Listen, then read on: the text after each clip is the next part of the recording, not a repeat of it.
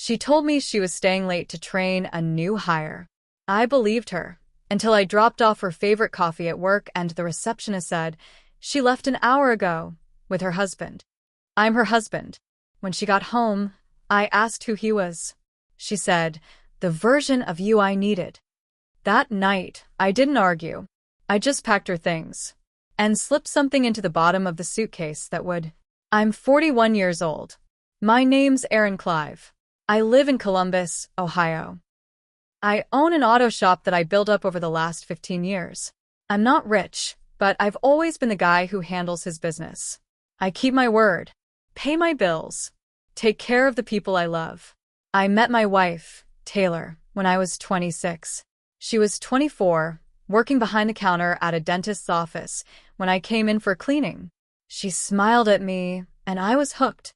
I asked her out the next week, and she said yes. 6 months later, we were living together. 2 years after that, we got married. From the start, Taylor told me she had bigger goals. She didn't want to be just a receptionist. She said she wanted to go back to school, get her degree, and work in the business world. I told her to go for it. I supported every step. I paid the tuition, covered the bills, packed her lunches while she crammed for tests. I'd come home after 10-hour shifts at the shop and still cook her dinner. I didn't complain. After she graduated, she landed a corporate job downtown. Some management position in a growing tech company. I didn't understand half of what she did, but I told her how proud I was. She started dressing nicer, wearing more makeup, getting her nails done every week. I didn't think much of it. I figured she wanted to fit in with the office crowd. Looking back now, I can't believe how blind I was. It started slowly. She said she had to work late some nights, then more often. At first it was once or twice a month. Then it turned into once or twice a week. She told me they were hiring new people and she had to help train them. I didn't question it. I trusted her. I thought that's what marriage was. One night, she got home at 10:30 p.m. and said she'd been stuck in back-to-back meetings. She was tired, so I let it go. But something didn't sit right. The way she avoided eye contact. The way she barely said goodnight. I told myself I was just being paranoid. I didn't want to be that guy, the jealous husband.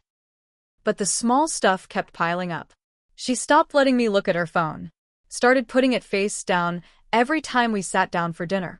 She got real jumpy if a text came in when I was nearby. Once, I walked into the kitchen and she closed her laptop fast, like I wasn't supposed to see whatever was on it. Still, I made excuses. I thought maybe she was stressed. Maybe she was just tired of me after all these years. Then came the day that blew it all apart. It was a regular Tuesday in February. Cold as hell outside. She left that morning in her usual business casual outfit, kissed me on the cheek, and said she'd be home late because she was training some new hire. I was off early that day, so I decided to surprise her with her favorite coffee. Hazelnut latte from a small cafe near her building. I even wrote a note on the cup like I used to. You got this. Proud of you. I parked in front of the office building around 5:30 p.m. The receptionist was a young girl, maybe 21, who had seen me a few times before. She smiled when I walked in. You just missed her, she said cheerfully. Taylor? I asked. Yeah, she left around 4:30. I froze. Did she say where she was going? The girl looked a little confused. She left with her husband, I think. They walked out together. Ist sehr her. I'm her husband. Her smile disappeared. She looked like she wanted to melt through the floor. I didn't say another word. I walked out and drove home. I sat in my truck outside our house for almost an hour, gripping that damn coffee until it went cold. I thought about every lie she had told me. Every kiss goodbye. Every I love you, while she was sneaking off with another man. When she got home that night, she walked through the door like nothing happened, tossed her purse on the couch, and started talking about how long her day had been. I didn't say a word until she finished her sentence. Then I asked, who is he? She froze. What? I stopped by work today. Brought you coffee. The receptionist said you left an hour early with your husband. Who the hell is he? She didn't even try to lie. She looked at me and said, The version of you I needed. Just like that. Like I was some out-of-date model she traded in. I didn't yell. Didn't cry. I just stood up, walked to our bedroom, pulled her suitcase from the closet, and started packing. She followed me down the hall, stunned. What are you doing? You've got 5 minutes to take this before I throw it in the yard. She started to say something, maybe an excuse, maybe an apology, but I didn't care. I folded everything carefully. Her clothes, shoes, makeup. I zipped up the suitcase, walked to the front door, and waited. Then I did something I don't regret. I opened it again, unzipped the bottom lining, and slipped a flash drive inside.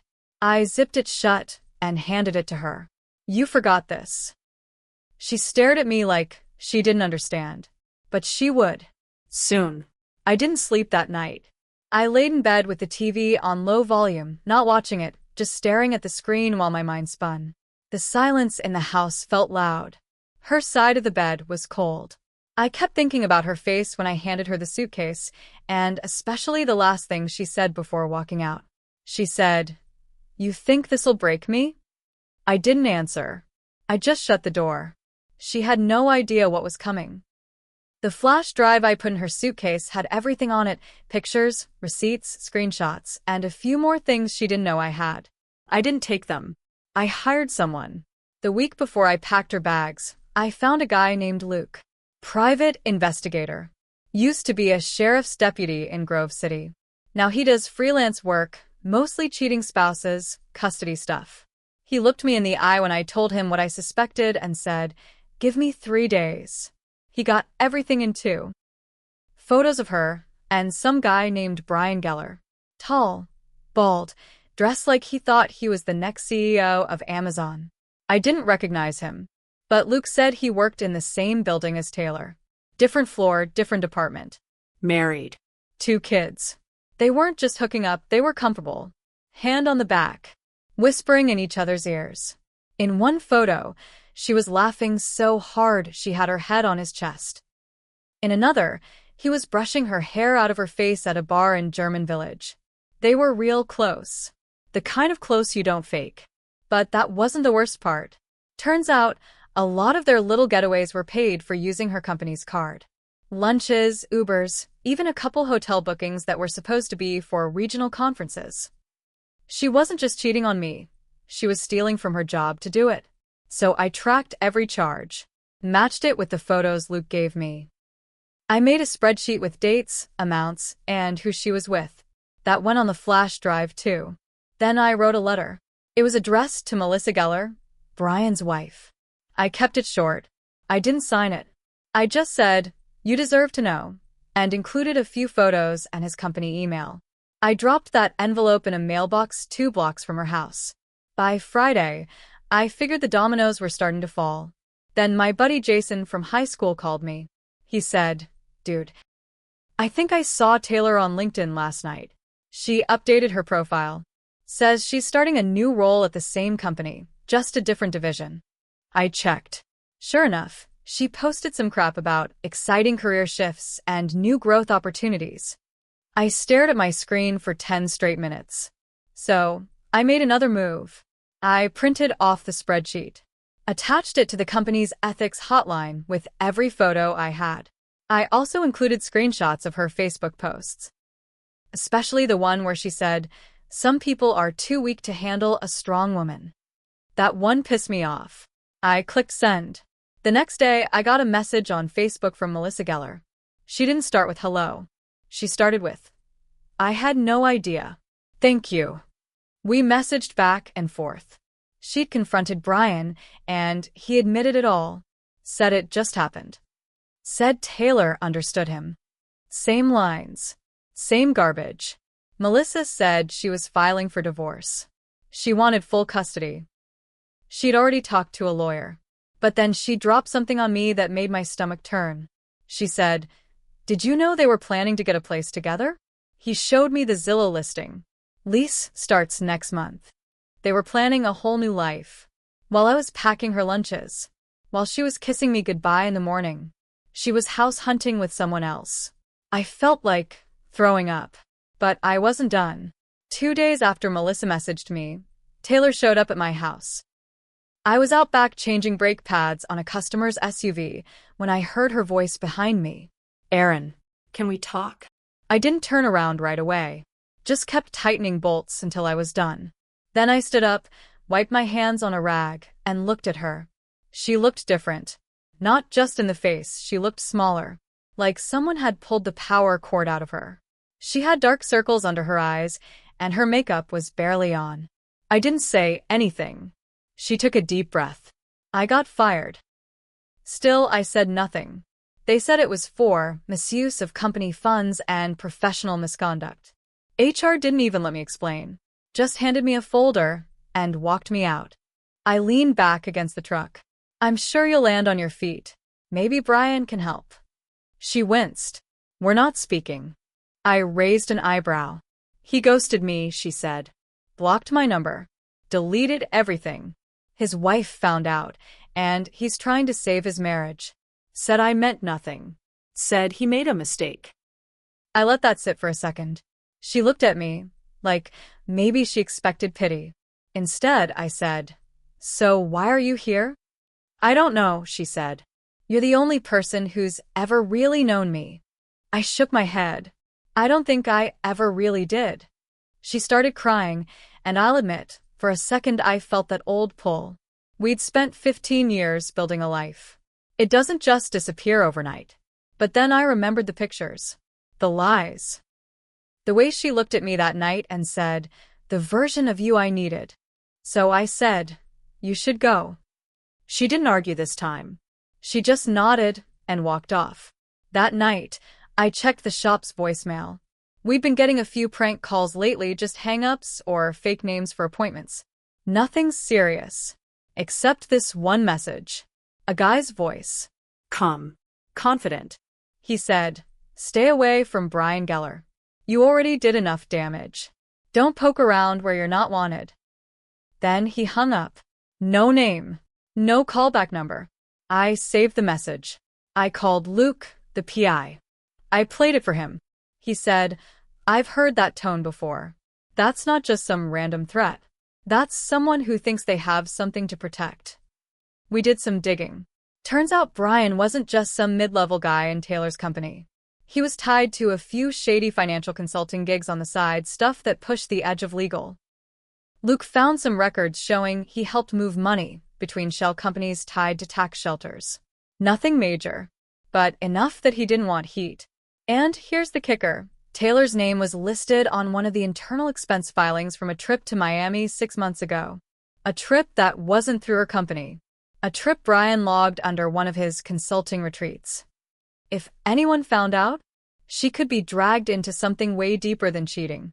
I didn't trust that this was over. So I made copies of everything, emails, receipts, messages, and gave them to Luke. Told him, if anything happens to me, this goes to the Columbus PD and every news station in town. He nodded. Smart move. I also sent an anonymous tip to the IRS. Just enough to put them on Brian's scent. Nothing pointing to me. Just a trail of breadcrumbs. I wasn't looking for trouble, but I wasn't about to get swallowed up by whatever the hell they were involved in. It was around 2 a.m. on a Thursday. I woke up to the sound of the side gate banging open. I grabbed the bat I keep by my bed and crept downstairs. The shop door was open. Someone had tried to pry it with a crowbar.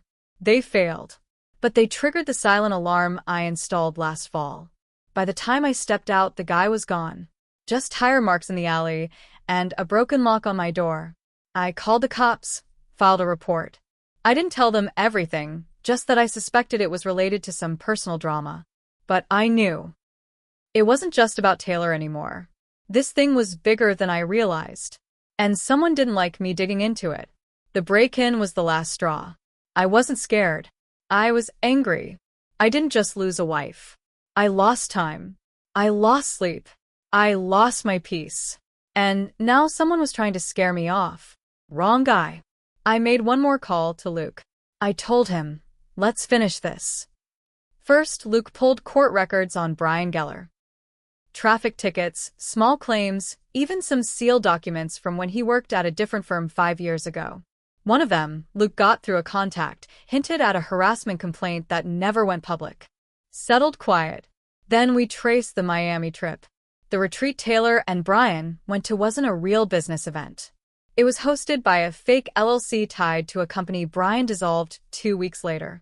That's money laundering.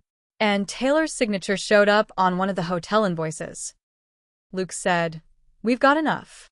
So I called Melissa. I said, "You want him gone for good?" She said, "What do I need to do?" I told her to contact a federal tax crimes unit. Gave her every document Luke had. Pictures, travel receipts, copies of her own husband's burner email addresses tied to the fake companies. She added screenshots from Brian's personal laptop that she still had access to. We handed them a silver platter. They didn't charge him yet, but they took his devices. Confiscated work files.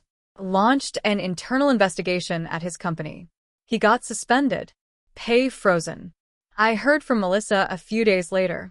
Brian moved in with his brother. His lawyer told him to stop contacting Taylor. And Taylor? She started posting again. Passive-aggressive quotes. Sometimes being strong means walking alone. That kind of crap. Then came the message. "I know what you did. I hope you're happy." I didn't reply. I was too busy finalizing paperwork on something that took all of this over the edge. Taylor never took her name off the mortgage, even after she moved out. Said she needed time. I gave it to her. But while she was off trying to rebuild her life, I was quietly preparing to sell. Turns out, the house had equity a lot. I sold it to a young couple from Gahanna. Made a nice profit. Then I sent Taylor her half, minus deductions. I deducted the cost of the PI. The stolen company card charges. The hotel bookings she put on our joint credit card. The locksmith, the garage repair from the break-in, and the half of the house she never helped maintain. In the end, she got a check for $237.17. She tried to fight it. Claimed I stole from her. But I had records. Paper trails. Even emails from her admitting to the infidelity. My lawyer shut her down fast. She had no job. No degree worth a damn anymore. Her name was tied to a corporate ethics scandal. She was blacklisted from every major company in the region. She messaged me one last time. "You ruined me." I didn't answer. Instead, I wrote a final letter to her old company's board. Detailed everything. Not out of spite. Just to make sure the next person like her didn't fly under the radar. I mailed it. Certified. I moved out of Columbus. Sold the shop. Used the money to start fresh down in Knoxville, Tennessee. Opened a smaller, cleaner garage. I work less now. I fish more. I don't talk about the past unless someone really asks. But sometimes at night, when it's quiet, I think about that moment she said, "He's the version of you I needed." And I laugh. Because now, she's stuck with no version. And I've become the man no one screws over without consequences.